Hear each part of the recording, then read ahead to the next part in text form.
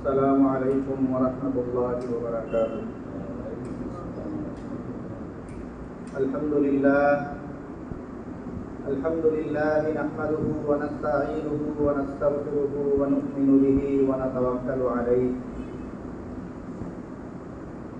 ونعوذ بالله من شرور أنفسنا ومن سيئات أعمالنا. من يهده الله فلا مضل له ومن يضلله فلا هادي له. ونشهد أن لا إله إلا الله وحده لا شريك له. ونشهد أن سيدنا ومولانا محمدا عبده ورسوله صلى الله عليه وعلى آله وأصحابه وبارك وسلم.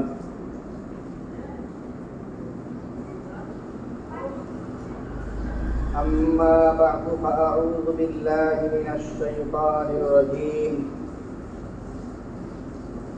بسم الله الرحمن الرحيم.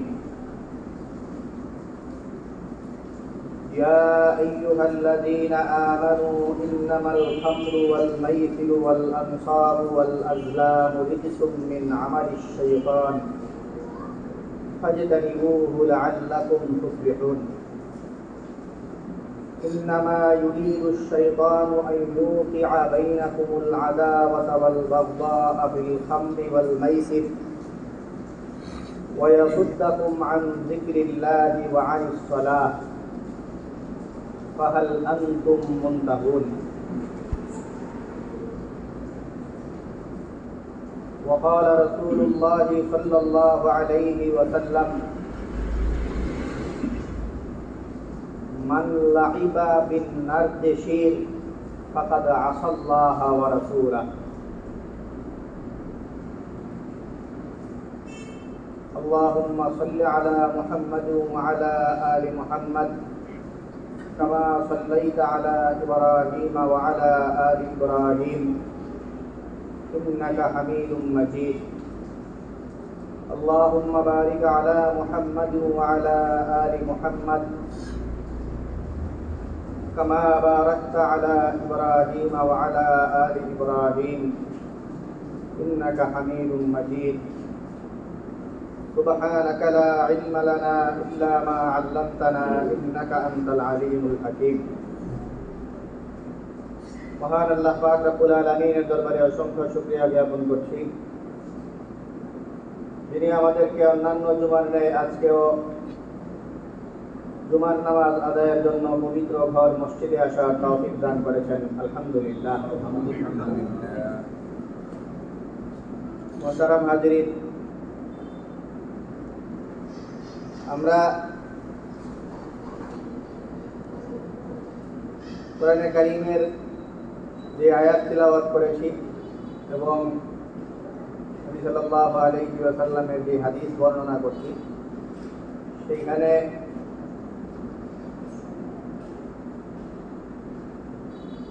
মদ, জুয়া, লটারি এবং এই জাতীয় বিষয় নিষেধাজ্ঞা এবং এগুলোর নিষেধাজ্ঞার পিছনের কারণ, খেলাধুলা, এইসব বিষয়ে আলোচনা করা হয়েছে। আমরা খেলাধুলা নিয়ে এক জুমায় আলোচনা আমরা করছিলাম, এরপরে আর আলোচনাটা আমরা শেষ করতে পারিনি। হওয়াজ চলে আসছিল, কোরবানি, তারপরে আশুরা ইত্যাদি। তো সেই হিসাবে খেলাধুলা বিষয়ক বক্তব্য, যখন বিশ্বকাপ ফুটবল শুরু হয়েছিল তখন সেই ফুটবল বিশ্বকাপ খেলা দেখা, এইসব বিষয় নিয়ে কিছু কথা আমরা বলছিলাম। তো এই বিষয়টা আবারও প্রাসঙ্গিক হয়ে উঠছে। একে তো হইল এমনি তো বিশ্বকাপ ইত্যাদিকে নিয়ে আমাদের সারা দেশে অযাচিত উন্মাদনা, আবার দু একটা দল, দু একজন খেলোয়াড় ইত্যাদির প্রতি অতি আবেগের বসে মানুষজন ইমান হারা বক্তব্য, কোরআন বিরোধী বক্তব্য এগুলো দেওয়া শুরু করছে। তো সপ্তাহখানেক আগে একজনে দিছিল, যেটা একটু দূরে ছিল, ঢাকার দিকে হয়তো, যেখানে কোনো এক দলের এক খেলোয়াড়কে কোন নবীর সাথে তুলনা করে বসছিল। আর এখন নতুন করে আসছে যেটা, এটা একটু দূরে ছিল, আর এটা শুনতেছি এটা নাকি আমাদের একদম কাছে, যে ভৈরবী নাকি কোন জায়গায় সারা দেশে এটা নিয়ে আলোচনা, যে সেই একই খেলোয়াড়কে সে নিজের বাপের সাথে তুলনা না, নিজের বাপের বাপ সরাসরি নিজের বাপই লেখা বসে। তো এই যে বিষয়গুলো, এই বিষয়গুলো আমাদের মূলত কি শেখায়? খেলা একটা পর্যায় পর্যন্ত খেলাধুলা সেটা ইসলাম সমর্থন করে। ইসলাম আবার খুব এটারে অন্যরা বলতে পারে আর কি শব্দটা, যে ইসলাম খুব চতুর একটা ধর্ম, চালাক খুব। খেলাধুলা বিষয়ে কিছু বক্তব্য দিছে, খেলাধুলারে কোনো কোনো জায়গায় বৈধ করছে, কিন্তু এটা আসলে একটা আমরা নিজেদের ব্যাপারে তো এটা বলা যায় না, এটা খুব কৌশলী কাজ। অন্যরা বলতে পারতো যে এটা খুব একটা বিশেষ ধান্দা নিয়ে এটা করে। ব্যাপারটা কি দেখেন, খেলাধুলা বিষয়ে ইসলামের বক্তব্য তিন ধরনের আমরা দেখতে পাই, বা তিনটা ভাগ করতে পারি বক্তব্যগুলোকে। একটা হইলো ইসলাম খুব উৎসাহ দিছে যে এগুলি খেলো তোমরা, আর একটা হইলো করা নিষেধ, যে এই খেলাগুলি খেলবা। আর আর অন্য অনেক খেলা আছে যেগুলোর ব্যাপারে ইসলাম স্পষ্ট কোনো বক্তব্য দেয় না। তো ইসলামী স্কলাররা যারা পরবর্তী, ওনারা সেই নিষেধ কেন আর বৈধ কেন এই দুইটাকে সমন্বয় করে ওগুলো নিয়ে কি হইতে পারে, এটা মাঝামাঝি একটা বক্তব্য পেশ করে। ইসলাম দুই দিকের দুইটা বক্তব্য দিয়ে রাখছে, যে ওইগুলি ভালো, খেলতে ভালো, আর আরেকটা না করে রাখছে, দুইটা দুই দিকে। আর মাঝখানের বহু খেলা বিষয়ে এই দুইটাকে সমন্বয় করে একটা ব্যাখ্যা ওলামায়ে কেরাম দাঁড় করা হয়েছে। তো যেই খেলাগুলোর ব্যাপারে ইসলাম উৎসাহ প্রদান করছে বলা যায়, সেই ব্যাপারে নবী সাল্লাল্লাহু আলাইহি ওয়াসাল্লাম বলেন, লাহুল মুমিনি বাতিলুন ইল্লা ফি সালাসিন। তিন ধরনের খেলা, এই তিন ধরনের খেলা ছাড়া মুসলমানদের অন্য কোনো খেলা, এই যা খেলা আছে সব বাতিল, পরিত্যাজ্য। বাতিল মানে পরিত্যাজ্য হয়, ওগুলো পরিহারযোগ্য, তিনটা খেলা ছাড়া।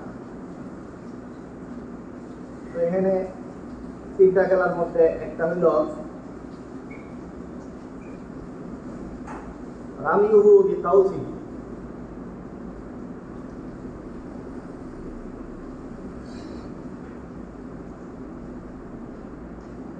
ঘোড়ার দৌড়, ঘোড় দৌড় প্রতিযোগিতা, এটা একটা খেলা। এই ঘোড় দৌড়ের প্রতিযোগিতা যেটা, সেটা করা যেতে পারে। আর আরেকটা হইল থ্রোয়িং, নিশানা, তীর নিক্ষেপের প্রতিযোগিতা, ঠিক মতো নিশানা সে লাগাইতে পারতেছে কিনা এটা নিয়ে প্রতিযোগিতা।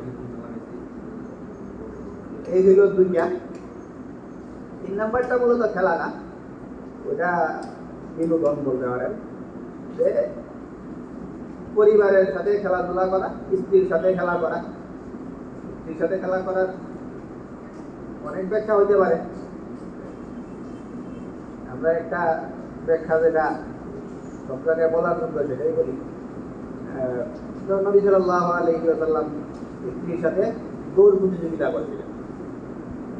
তো এটা একটা ব্যাখ্যা বললাম আর কি, আরো অনেক ব্যাখ্যা আছে যেটা বলা যাইতে পারত।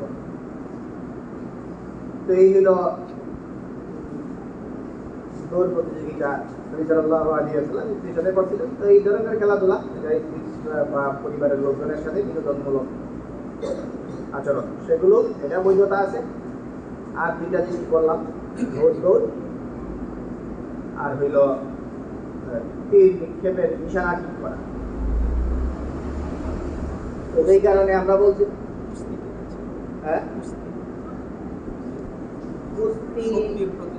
কুস্তি, সেলাই কাজ, সাঁতার প্রতিযোগিতা, ওগুলো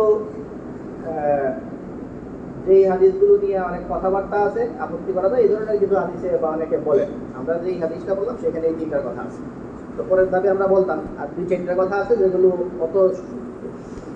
এতভাবে পাওয়া যায় না, কিন্তু অনেকে ওগুলোকে অ্যাড করেন যে ওগুলোর কথা বা সাহাবাদের আমল থেকে ওইগুলো আছে।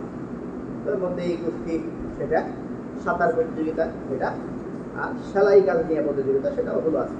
তো মূলত সর্বজন বিদিত যেগুলো সেগুলো আমরা শুরুতেই বললাম এই তিনটা, এই তিনটা। তো এইখানে প্রসঙ্গক্রমে আমরা পরের ভিডিও বলে ফেলছি, যেই কয়টাই বললাম সেই পরের কুস্তিগিরি সেটাই বলেন, বা সাঁতার কাটলে সেটা বলেন, সেলাইটা বাদ কি আর কি বাকি যত খেলাগুলি আছে সবগুলির মধ্যে একটা জিনিস কমন, সেটা হইল এই প্রতিযোগিতাগুলি করলে আমাদের দেশের বর্তমান সরকার, বিদেশি এজেন্সি, বাইরের দেশের যারা আমাদের দেশের উপর নজরদারি করে, এরা সবাই এটা, আপনারা যদি এইটা অ্যাপ্লাই করতে চান যে ইসলামে যেই খেলাগুলি বৈধ ওগুলোর মার্কেটিং যদি করেন যে এই খেলাগুলি আমরা এগুলি খেলাই, এগুলি আমাদের এখানে চলে, এই খেলাগুলো খুব প্রমোট করা হয়, এটা যদি আমরা করি তাহলে ইসলামের এই খেলাগুলি এমন খেলা যেই খেলাগুলি নিয়ে আপনারা যেই খেলাগুলি প্রমোট করলে আপনাদের দেশের সরকারও বিদেশি এজেন্সিও সবাই বলবে যে এরা জঙ্গি ট্রেনিং দিতেছে। সবগুলি খেলাই এরকম, এগুলোর ব্যাপারে একটা কথা কমন যে সবগুলিতেই জঙ্গি ট্রেনিং, সবগুলিতে জঙ্গি ট্রেনিং দিতেছে। এই জন্যই বললাম ইসলাম আসলে খুব চতুর ধর্ম, নাম দিতেছে আর কি খেলাধুলা, কিন্তু আসলে এদেরকে যুদ্ধ শিখাইতেছে। তো ইসলামের যুদ্ধের কি অবস্থান, যুদ্ধ কত বড় একটা জিহাদ, কত বড় আমল, এটা নতুন করে আমরা বলতে চাই না, বহুবার বলছি। তো ইসলাম যখন খেলাধুলা মানুষজনকে করায় তখনও খুব চতুরতার সাথে এমন খেলাধুলার প্রতি মানুষজনকে ধাবিত করে যেই খেলাধুলাগুলি দিয়ে তার বিনোদন তো হইলই, পাশাপাশি সে যুদ্ধের প্রস্তুতিও সারে ফেলল। তো যুদ্ধের প্রস্তুতিও সারা হয়, খেলাও হয়, এই ধরনের কিছু খেলাধুলাকে ইসলাম একদম মার্ক করে, এগুলোর ব্যাপারে উৎসাহ প্রদান করে, বৈধতা দেয়। এই হল ইসলামের বৈধ যেই খেলাগুলো সেগুলো। আর নিষেধাজ্ঞা আছে যে খেলায়, সেটা নিয়ে দুইটা খেলা আছে। একটাকে বলা হয় শাতরাঞ্জ, আর একটাকে বলা হয় নার্দেশির। তো এইগুলি তো অন্য ভাষায়, আমাদের দেশের খেলার সাথে খুব মিলাইতে চাইলে যেটা মিলে সেটা হইল একটা হইল দাবা খেলা, আর একটা অনেকে খুব মিলে কিন্তু একদম মিলে না, পুরাপুরি মিলাইতে পারে না, আমাদের দেশে ওটার অস্তিত্ব অতটা নাই, এই জন্য পরেরটার সাথে মিলাইয়া দেয় লুডু খেলারে। তো লুডু খেলাটা প্রায় মিলা যায়, কিন্তু পুরা মূলত মিলে সবচেয়ে আসল যেটা সেটার নাম হলো পাশা। তো পাশা খেলাটা হয়তো দেশে এতটা এখন নাই, এই কারণে ওটার ওই লুডুর মধ্যে নেওয়া হয়, এই জন্য দাবা লুডু এগুলি বলে, মূলত হইলো দাবা পাশা। তো পাশা খেলা আর দাবা খেলা, পাশা খেলা কি কে জানে? সম্ভবত দাবা খেলা যেটা সেটার গুটিগুলো আগে থেকে সাজানো থাকে, আর পাশা খেলা মনে হয় ওরকম গুটির খেলাই, কিন্তু দুই পক্ষই খেলা স্টার্টিং এর সময় তারা এই যে মার্বেল খেলা আছে না, নিজেরাই ছড়াইতে পারে, চালাকি করে ছড়াইতে পারে, নিজের বুদ্ধি দিয়ে নিজের পজিশন মতো যেন পরে এটার একটা অপশন থাকে। একটা পাশা খেলায় মনে হয় খেলার শুরুতে দানটা নিজে মারতে পারে, যে নিজের দান অনুযায়ী নিজের গুটিগুলি সেই করে গিয়ে পৌঁছবে, ওরকম সম্ভবত পার্থক্যটা এরকম, আর বাকিটা হয়তো দাবার মতো। তো আর আমাদের দেশে যেটা দাবা লুডু মিলা যায়, কারণ তো দাবা লুডু পাশা তিনটাকেই আমরা বলা যায় লুডুটা অনেক মিলে, আর একদমই অ্যাকুরেট মিলাইতে গেলে দাবা খেলা আর পাশা, এই দুইটার ব্যাপারে নবী সাল্লাল্লাহু আলাইহি ওয়াসাল্লাম বলেন যে মান লাইবা বিন নারদেশিনি ফাকান্নামা আসাল্লাহ ওয়া রাসূলা, আর আরেক জায়গায় আছে ফাকান্নামা গামাসা ইয়াদাহু ফি হামরিন ওয়া লাহমিল খিনজিরি ওয়া দামিহি। যেই ব্যক্তি এই খেলাগুলি খেললো, একটা তো বলা হয়েছে সে আল্লাহ এবং তার রাসূলের অবাধ্য হলো, আর এক হাদিসে বলা আছে সে যেন মদ পান করলো আর খিনজির মানে শুকরের গোশত এবং রক্তের মধ্যে হাত ঢুকাইল। তো যে এই খেলাগুলি করলো তার হইল এই ব্যাপার। এই হইল দুই ধরনের খেলার ব্যাপারে আমরা বললাম। একটা খেলার কথা বললাম যেটা ইসলাম উৎসাহ দিছে, আর একটা খেলা যেটা ইসলাম নিষেধ করছে। মাঝামাঝি পর্যায়ের যে খেলাগুলো, ওগুলো আমাদের দেশে এখন সারা বিশ্বে বেশি প্রচলন। তো সেই প্রচলিত খেলাগুলোর অনেকগুলির কথাই নাই। তো সেই খেলাগুলোর ব্যাপারে সেই বক্তব্যই ওলামায়ে কেরাম প্রদান করেন, যেই বক্তব্যগুলো কেন নিষেধ আগের খেলাগুলো ওগুলোর মধ্যে আছে, কেন নিষেধ এদের ব্যাপারে কিছু কথা কোরআনে ক্লিয়ার আছে। যে এই যে নিষেধাজ্ঞা, কারণ এই নিষেধাজ্ঞা এই কারণে যে এইগুলোর মাধ্যমে শয়তান তোমাদের এই করতে চায়। তো শয়তান তোমাদের এই করতে চায়, এই কারণে হইল নিষেধ। তো শয়তান কি করতে চায়, কি কারণে নিষেধ, এই ব্যাপারে আল্লাহ পাক রব্বুল আলামিন বলেন, ইন্নামা ইউরিদুশ শাইতানু আন ইউকিআ বাইনাকুমুল আদাওয়াতা ওয়াল বাগদাআ ফিল খামরি ওয়াল মাইসিরি ওয়া ইয়াসুদ্দাকুম আন যিকরিল্লাহি ওয়া আনিস সালাহ। শয়তান এগুলোর মাধ্যমে তোমাদেরকে এক হইল আল্লাহর ইবাদত থেকে সরায় ফেলতে চায়। শয়তান এগুলির মাধ্যমে তোমাদেরকে আল্লাহর ইবাদত থেকে সরায় ফেলতে চায়। আন যিকরিল্লাহি, এবং আল্লাহ তাআলার ইবাদত তো একদম জরুরি লেভেলের জিনিস। এছাড়াও আরো জরুরি ছাড়াও সুন্নত, নফল, এই ধরনের ভালো কাজ যেগুলো আছে সেগুলো থেকেও সরায় ফেলতে চায়। আল্লাহ তাআলার জিকির ইত্যাদি থেকে তোমাদেরকে রিমুভ করতে চায়। আর আরেকটা চমৎকার ব্যাপার এই আয়াতেই আছে, যেটা আমাদের এই সময়ে সবচেয়ে বেশি মিলে। এমনি তো এই কথার লড়াই, এই সোশ্যাল মিডিয়ায় এরে এটা বলা বসা, এরে এটা বলা যে আমার দলের শ্রেষ্ঠত্ব এই কারণে, আর তোমার দল শ্রেষ্ঠ না এই কারণে, আমার দলের যেই ইন্ডিভিজুয়াল লোক আছে সেই লোকটা এই কারণে শ্রেষ্ঠ, তোমার দলের লোকটা এই কারণে শ্রেষ্ঠ না। এইগুলো নিয়ে তো তর্কাতর্কি তো আছেই, এমনকি হাতাহাতি তো আছে।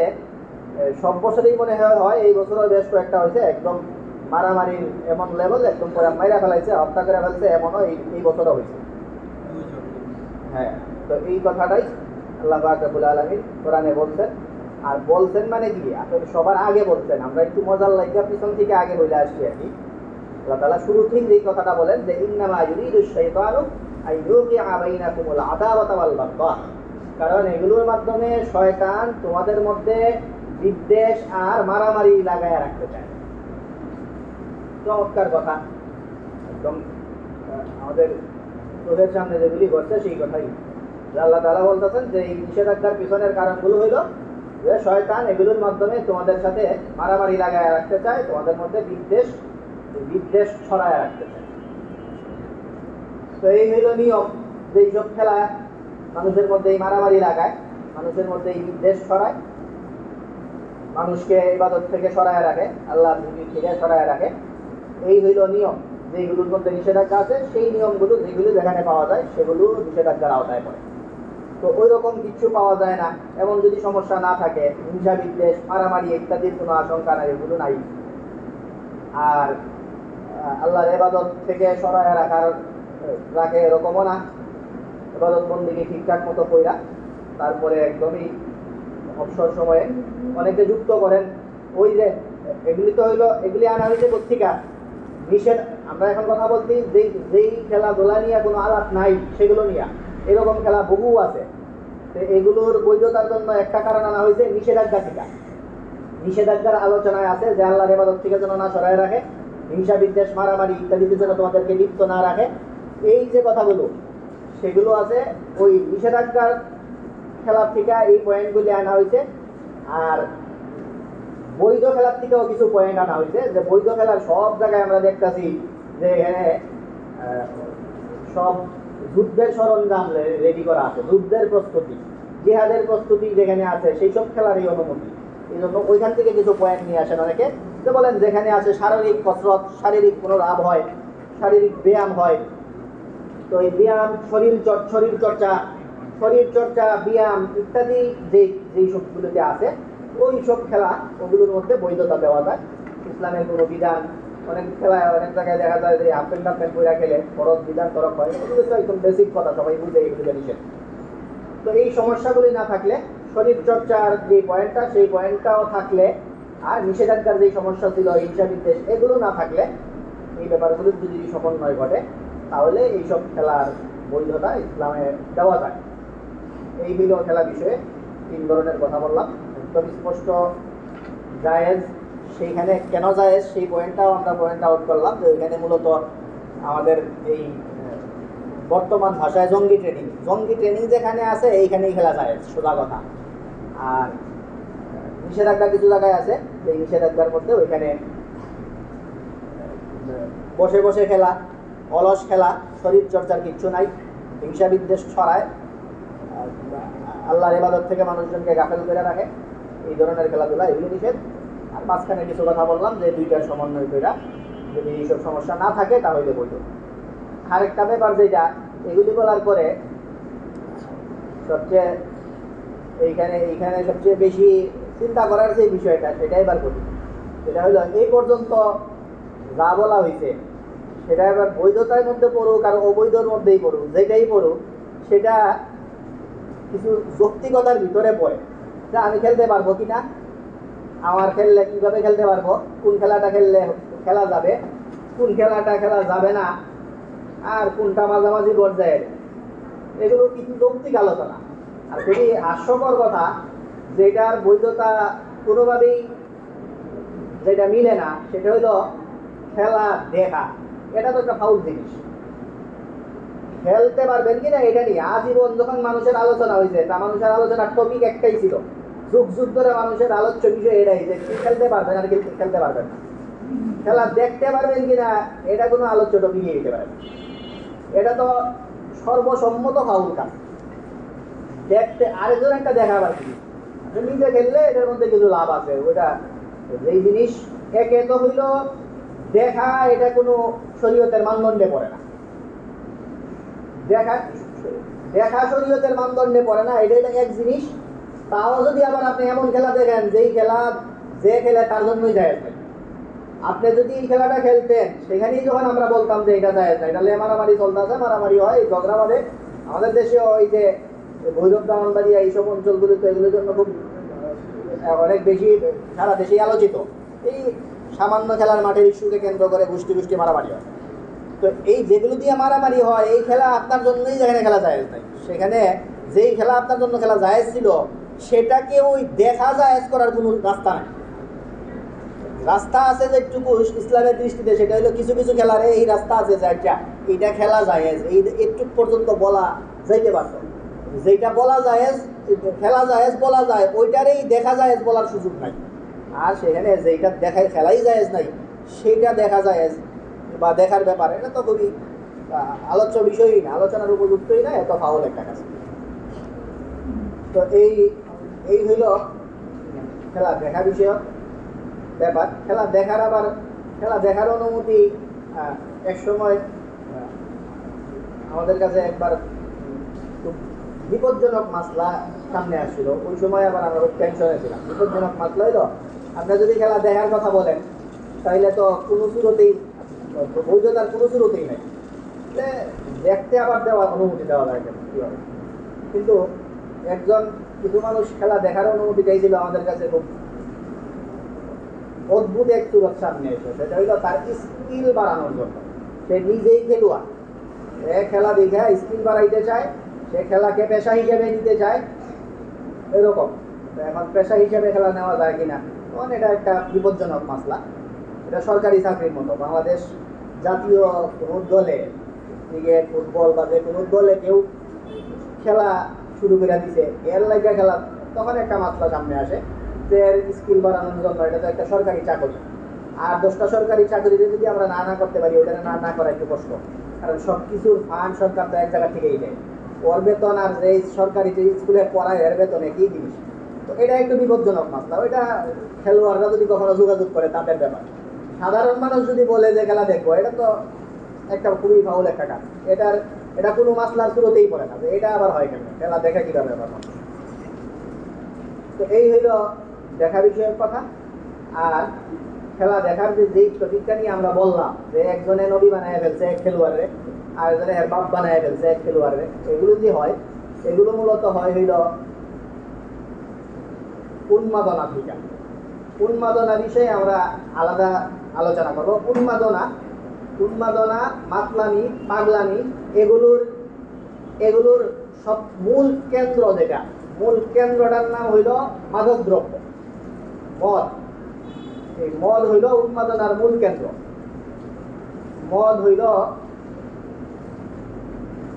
এই আঙ্গুরের রসে পচায়া এরপরে এটা দিয়ে মদ বানায়, এটা হইল মদ।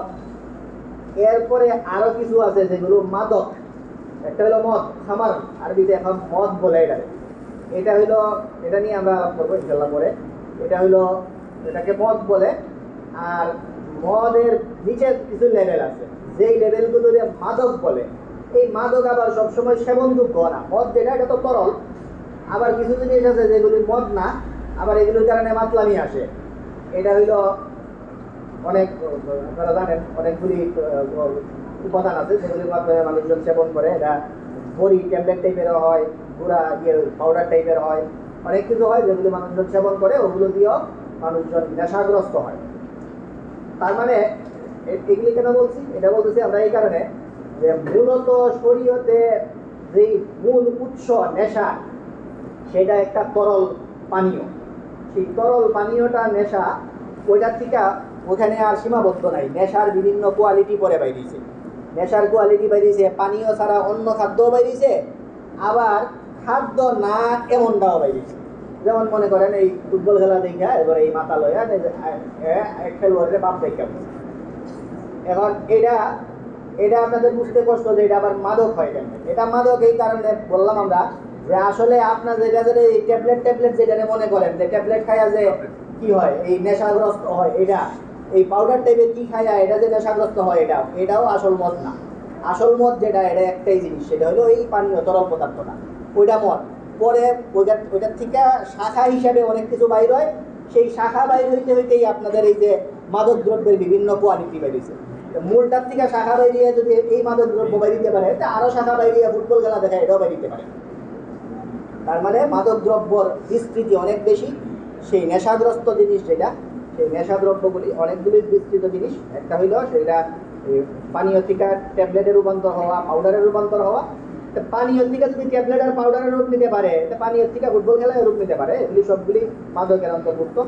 সেই মাদকগুলি বিষয়ে মাদক বা মূল মাদক ইত্যাদি একটা জাতীয় সমস্যা, এসব বিষয়ে আমরা আলাদা কথা বলার চেষ্টা করবো। শুনি না বলে আমাদের মেয়েরাও তো যেসব বেহায়াপনা করে বিভিন্ন এটা যেন আমার মেয়ে না করে। আচ্ছা ঠিক আছে, এটা এখন ইনশাআল্লাহ বাকি কথা বলবো। আচ্ছা, আল্লাহ পাক রব্বুল আলামিন আমাদের বুঝার তৌফিক দান করেন। আমরা যারা সুন্নাত পরিণয় করতে